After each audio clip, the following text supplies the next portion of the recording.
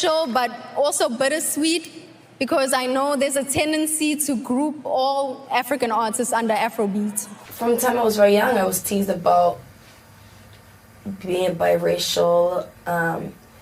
That was one of the first things I dealt with. You can pose with dark-skinned models, rock afros that aren't your texture, and cash in on the aesthetic. But when it comes time to say what race you are, suddenly it's silence. That's what really had people heated. They wanted Tyla to just say she was black, because the industry loves non-black women as the face of blackness. It makes people feel better about desiring someone who isn't actually black. But here's the truth. You can't have Afrobeats or Afro anything without the Afro. DJs spin these genres and still highlight mostly mixed artists, erasing the very root of the culture. And then came the Tyla debate online. Folks claiming African-American women weren't accepting her. That's wild, because Tyla's numbers speak for themselves. To me, it looked less like real backlash and more like a manufactured Diaspora war cooked up to stir drama. There are people online saying they don't like Tyla, and that's their right. I didn't catch it turning xenophobic, though others claimed it did, so I stayed out of it. But here's the issue. Tyla just won her second VMA for Best Afrobeat Song, and the music she makes isn't Afrobeats at all. The genre comes from West Africa with its own roots, yet the industry acts like any African sound equals Afrobeats. That's like giving Fantasia Best Rapper when she doesn't even rap. This lazy labeling erases what Afrobeats really is. And no, I'm not blaming Tyla. The real problem is award shows that stay ignorant and anti-black. But also bittersweet, because I know there's a tendency to group all African artists under Afrobeats. It's a thing, and even though Afrobeats has run things and has opened so many doors for us, African music is so diverse. It's more than just Afrobeat. The lineup Tyla beat included Burna Boy, Asake, Tems, Molly, and more. Actual Afrobeats giants. Imagine how they felt watching someone who isn't black win 2 years straight in a genre born in West Africa. I especially think about Tems, the only black woman in that category, overlooked in a space her people created. This isn't about blaming Tyla, it's about how she's marketed. Society constantly erases black women, especially in African art, and misogyny already keeps them from being valued like black men. Add colorism, and the obsession with racially ambiguous women as the face of blackness. And it's even tougher for dark-skinned African women. When people say global success, they usually mean racially ambiguous, someone who can pass as anything and fit into every box. Even Rihanna once admitted how tough it was navigating her identity early in her career. I remember looking up to people like Mariah Carey, and the most I identified with her in so many ways. You know, she was biracial. I'm a black woman. I come from a black woman who came from a black woman who came from a black woman. Back in the early 2000s, claiming mixed identity was seen as high status. Even people who weren't mixed pretended they were. By the 2000s, it flipped. Suddenly, it was cooler to claim being black, and plenty who once distanced themselves from it started leaning all the way in. That's why Tyla's identity hits different. She openly claims being mixed, when the profitable route would have been to claim blackness, like Cardi B, Amber Rose, and even Rihanna did when it boosted their careers. The formula for a pop star has long been to market racially ambiguous women as black, because it sells. But Tyla sticking to mixed gave her another kind of protection. It plays into the old tragic mulatto trope, painting her as the innocent victim supposedly bullied by black women. And once that narrative takes hold, black women get cast as jealous attackers while she gets defended as blameless. I remember a Tyla photo shoot where she posed with dark-skinned men in a way that felt straight-up colorist. And honestly, her marketing shifts depending on the audience. For her Asia tour promo, the styling gave almost South Asian vibes, even East Asian at moments. Then, when aiming for an urban crowd, she shows up in box braids or a kinky afro that isn't even her texture. That's the problem. She'll borrow from blackness or use dark-skinned people as props, but when asked directly about her race, she dodges it. Why? Because her real answer isn't the marketable one. People wanted her to say she was black because the industry loves putting non-black women up as the image of blackness. It makes folks feel better about admiring someone who isn't actually black. It reminds me of a viral Twitter debate. An Italian girl posted her picture, and people swore she had to be mixed. They compared her to Latto, pressed her to admit black ancestry.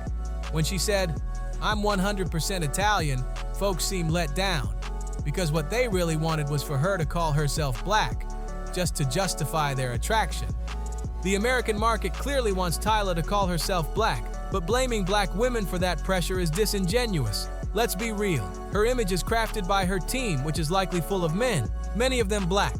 And the person who even asked Tyla if she was black, that wasn't a woman, it was a black man. Now suddenly, if people don't like her, critics cry xenophobia. But look at Tems and Ayra Starr, both West African, both rocking their features proudly, and they're loved in the US by African American women and men alike. No one claims there's xenophobia when it comes to them. That's why the narrative feels forced. Tyla's being packaged as some underdog victim of anti-blackness to boost her career, when in reality, African women like Tems and Ayra Starr are already embraced. It's marketing, plain and messy, painting Tyla as the face of a struggle she doesn't actually carry. Tyla isn't a black African, and while she can face xenophobia for not being American, her experience is not the same as black Africans. In Africa, racially ambiguous and non-black people often hold privilege, thanks to colorism, texturism, and futurism. That gap in treatment is huge and often ignored.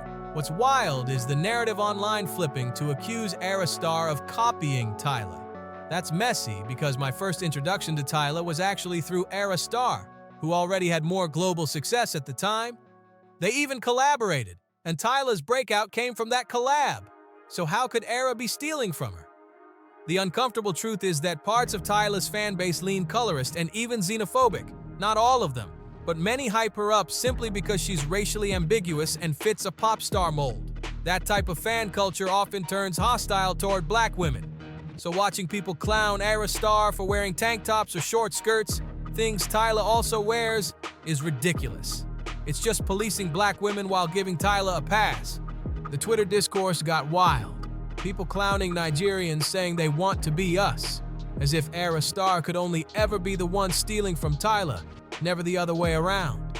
That's ridiculous, because Ayra's always rocked short dresses and danced her own way. Yet suddenly even her waist moves are called copying Tyla. That kind of talk is aggravating and shows how Tyla's fan base often pits her against black women instead of just letting both shine. Now compare this to Camo, a powerhouse Amapiano artist with viral hits dropping constantly. When Water blew up, Camo actually had a track pulling more streams, yet she didn't get the same push. Why? Because Tyla benefits from colorism, skinny privilege, and texturism, which make her the global star pick. And it stings because dark-skinned women in Amapiano barely get acknowledged at all. This is where DJs and the industry are complicit, because Amapiano is a black art form. Yet the faces promoted rarely reflect that reality. At so many events, South African music just means playing Tyla on repeat. Same with Amapiano. DJs lean on her catalog while sidelining the black South Africans who actually built the genre. Amapiano was born in Johannesburg townships, the name itself coming from Zulu for pianos. It's rooted in black history, so why not spotlight the artists who lived and breathed it? Tyla may dabble in Amapiano, but it's still a black genre.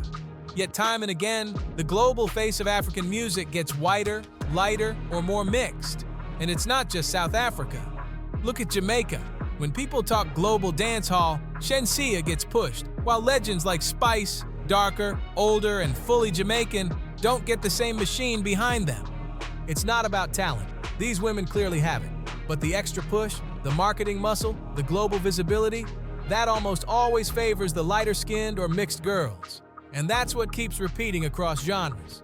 DJs love spinning African genres, but mostly play the mixed faces from each country.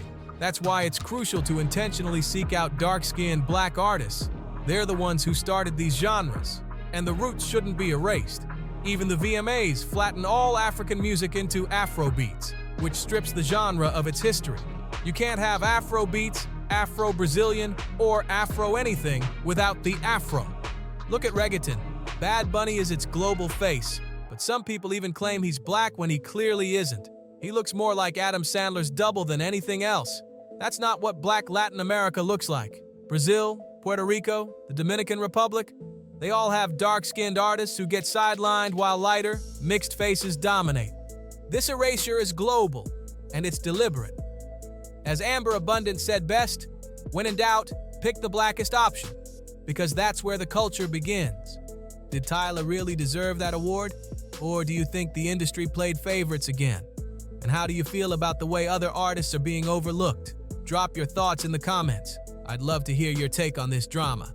Thanks so much for watching, and don't forget to like, share, and subscribe to Starr Watch for all the latest in Hollywood. And if you're hungry for more, stick around. There's plenty more celebrity tea waiting for you right here on our channel.